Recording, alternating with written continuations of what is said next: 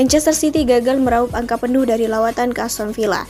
Pep Guardiola mengakui timnya melakukan sejumlah kesalahan dan terima dengan 1 poin.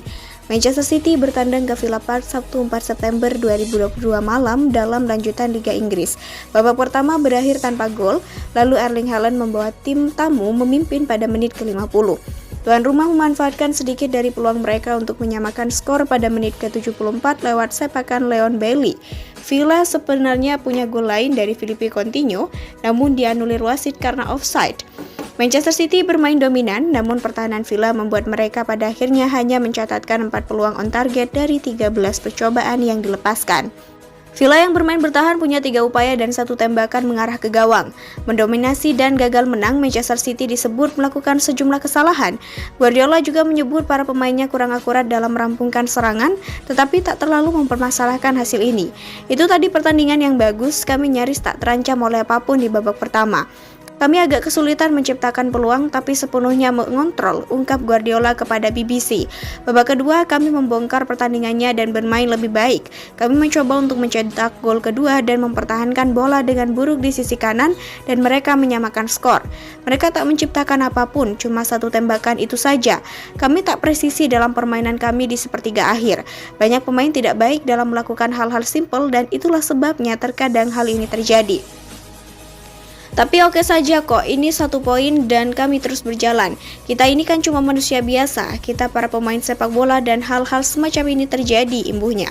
Pelatih Manchester City Pep Guardiola mengeluhkan kurangnya presisi Manchester City saat mereka ditahan imbang 1-1 oleh Aston Villa.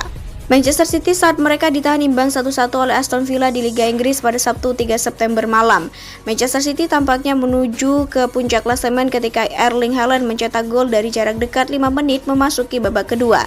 Striker anyar Manchester City itu kini telah mencetak 10 gol dalam 6 pertandingan pertamanya di Liga Inggris. Dia juga menjadi pemain kelima yang mencetak gol di masing-masing dari 3 penampilan tandang pertama mereka di Liga Premier setelah Peter Beardsley, Jurgen Klinsmann, Francesco Baiano, dan Alen Boksic.